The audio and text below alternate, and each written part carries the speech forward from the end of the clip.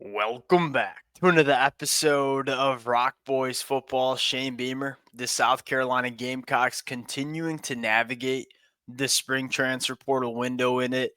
It really seems like there's one name that's emerging as I would probably go as far and say, and y'all know I rarely say this, like a must get for South Carolina, and that is Georgia Southern defensive lineman Troy Pikes. This is a really fascinating kid to kind of follow what his market has been in the spring portal. Hits the portal early in the process, immediately visits Georgia, then goes and visits Ohio State, arguably some of the best programs that we see in the entire country. We knew that South Carolina was reaching out to Troy Pikes. We just weren't necessarily sure how far this recruitment was going to go. Well, over the weekend, it sounds like it heated up a lot. On campus last night for South Carolina, going to be on campus this morning for South Carolina. And again, I very, very rarely say this, especially as it comes to transfer portal additions. Like, is this guy a must get? I think if you're a South Carolina fan, you're pretty dang close to feeling that way about Troy Pikes. If you're a South Carolina fan watching this on your Monday morning, chances are you follow this program pretty damn closely. The one storyline that we've talked about pretty routinely during spring practices, are we deep enough in the middle of the defensive line? And the answer is probably no. And you would feel much better around South Carolina's depth if you go bringing a guy like Troy Pikes. Now, Troy Pikes was a guy I buzzed a little bit earlier when he entered the portal. Did some, the transfer portal has slowed down a little bit. So I've had the opportunity to kind of slow down working through these guys. Spent a little bit of Sunday night going back, watching a little bit more of Troy Pikes. This kid is exciting. And now I'm starting to see why Georgia and Ohio State were in it the way they were in it for Troy Pikes. When he first entered the portal and I saw the buzz, the market that developed for him, I was thinking to myself, I'm a little surprised that Georgia and Ohio State were going after him the way they are.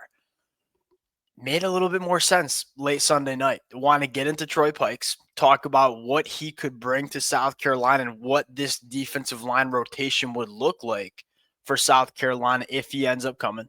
Talk about one other name that I want to mention for South Carolina as it pertains to the spring portal window.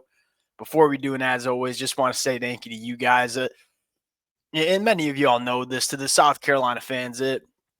It's been really fun talking this program. The amount of support that y'all have shown the fellas has been amazing. Can't thank you guys enough. If y'all do enjoy the content, consider subscribing to the channel.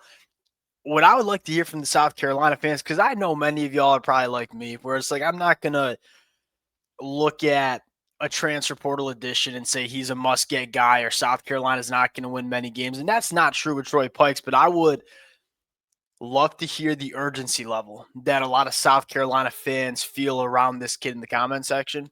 Without further ado, let's get into it.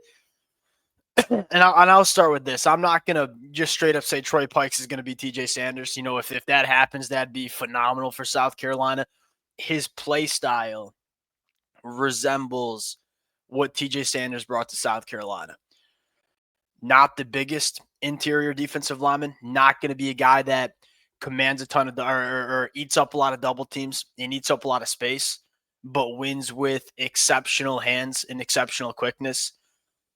That's kind of what Troy Pikes brings to the table as well. I turned on the App State game from Georgia Southern in 2024 season, and it's really good get off. Still developing a little bit of hand usage, but you see the violent hands, you see the fast hands. The big question for Troy Pikes, and I'll say this, he really fits what South Carolina wants to be on a defense. You go back to their defense in 2024, like what was the motto, if you will, of the South Carolina defense is, hey, we are going to penetrate. We are going to try to get behind the line of scrimmage and create negative plays. That's just a brand of defense we want to run. TJ Sanders obviously was a phenomenal fit in that. Like Troy Pikes, he's a penetrator. And I think that some people might get hung up on, he had one tackle for loss and 0 sacks. What do you mean as a penetrator? 12% pass rush win rate. A guy that I felt like was much more disruptive on the film than the box score necessarily kind of put out. I think the one question mark you have with Troy Pikes is, are you physical enough to play in the SEC in 2025? A little bit of a smaller defensive lineman at times gets moved around. Here's the thing that makes me feel good about it. He's only going into year 3. And this kid, his trajectory, which is really important when you're talking about transfer portal additions, like there's a lot of guys that pop their name into the portal that just don't seem to be getting better as football players. They might be going into year 4, year 5, and they're kind of stagnant. They are what they are. That's not Troy Pikes. You look at Troy Pikes, he only played 8 snaps as a redshirt freshman at Georgia Southern, played 300 snaps as a redshirt freshman at Georgia Southern. So in 1 year, he took a massive step in terms of, hey, I wasn't even a guy that could get on the field for Georgia Southern. Then I became a guy that was a massive difference maker, a guy that you wanted on the football field. And now is a guy that's getting a ton of power for interest. Only going into year 3, like that's normally when we see defensive linemen take that step. This is a guy that you're definitely getting somebody that comes in and gives you very, very quality reps in the middle of the defensive line, which was goal number 1 for South Carolina, but also a guy that's getting better as a football player. And I think that's really intriguing for a guy like Troy Pikes. We'll see if they can go get this one done.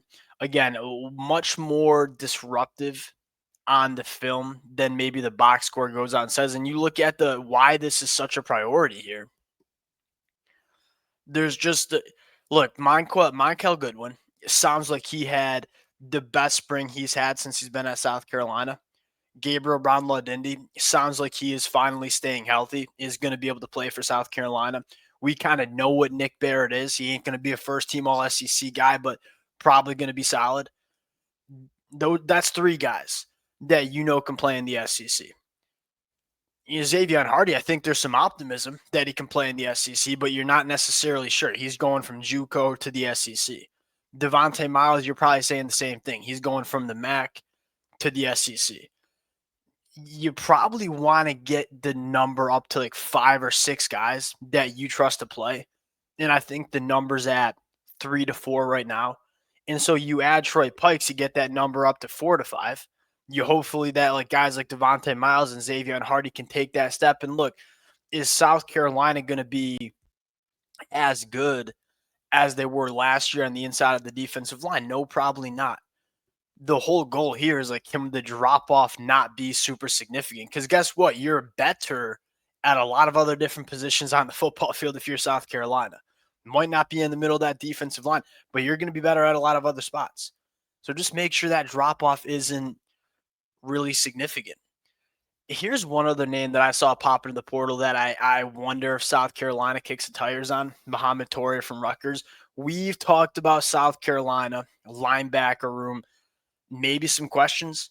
Now, one of my big takeaways coming out of spring practice is I think South Carolina is a little bit more confident than 2 months ago about the linebacker room. Like, you've heard really good things about Fred Johnson. You've heard really good things about Sean Murphy. You've heard solid things about Justin Okoronkwo. Like, you have these linebackers that we've said it all spring, like the athletic profiles there. They have the capable SEC linebacker bodies. We just haven't seen these guys play a ton of football yet. Well, it sounds like South Carolina feels pretty good about their off-ball linebacker position, but there's not a ton of experience. Muhammad Torre from Rutgers hits the portal. This was late Friday night, and I immediately thought to myself, like, man, if you are a program that just wants to add one more veteran linebacker into your room, like a guy that you just have seen play a lot of quality football, this kid's him. Now, the thing you'll have to do is he's got 2 ACLs now, right? Torres ACL in spring practice or fall camp, I believe, leading into the 2024 year. So he's still coming back from an injury. If he's healthy and you do your due diligence and say, all right, he's going to be ready to go by the 2025 season, this kid is really good. Like, as a Big Ten guy, as a Michigan fan, like watching a lot of Big Ten football, he flies around the football field. Like, if I have to sell the South Carolina fans on him. It's like, go back to the 2023 year, 93 tackles, 10 TFLs, 4.5 sacks, 10% missed tackle rate, 671 snaps played. Like, that's always a number I look at. 671 snaps in 2023. They didn't take this kid off the field ever because they knew he was like so important to that defense. That would make a lot of sense. There's kind of that veteran experience presence in a linebacker room that is relatively young and inexperienced. We'll see if South Carolina decides to kick the tires. I think it would make a lot of sense. Now, the last thing I do want to note for South Carolina as it pertains to their spring portal efforts is I think Shane Beamer in South Carolina had to put a lot of time and effort retaining a few guys they wanted to retain. Very similar conversation that we had in the winter, where there are a lot of programs that take the approach of, hey, we just want new. Like, we weren't that good of a team last year, don't have a ton of confidence in our roster. We just want to bring in a whole new roster in the portal. That's not where South Carolina was. Like, they have what I would say is a special young nucleus of talent that they wanted to make sure stayed together going into 2025. Like, you look at the version of South Carolina that we saw in November 2024, that's a team that can make the college football playoffs. And I think Shane Beamer knew that and said, hey, we're going to lose some guys, but we have a lot of young guys that we know will be difference makers for us in 2025. Project number one is just making sure these guys stay together. You look at all the best teams in the country. All the best teams in the country put an emphasis on player retention. And I think South Carolina did that, and I think it's going to pay massive dividends in the 2025 year. They've done a really nice job. I mean, you lost Cam Pringle, who was a guy that you probably didn't want to lose, right? Blue chip offensive tackle, 4 years of eligibility remaining, but from what it sounded like, wasn't even in the 2 deep. Wendell Gregory, probably another name that, like, maybe you didn't want to lose, but also didn't really sound like a guy that was going to be in the 2 deep either.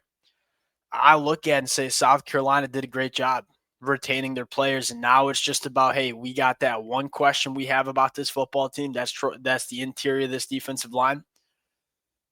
Can we go fix it with Troy Pikes? You do that, and look, I'm not saying the interior defensive line for South Carolina is going to be the best in the SEC because you land Troy Pikes, but god darn, like you'd be sitting here and be saying, like, feel darn good about where, or if we feel better. That's probably the best way to say it. We feel better. We feel better about where the interior defensive line sits. Like, to me, this feels like a must get for South Carolina. And we'll see if the staff can get it done. Appreciate you guys rocking with it. If you all do enjoy the content, consider subscribing to the channel. Appreciate you guys, and we'll talk to y'all later.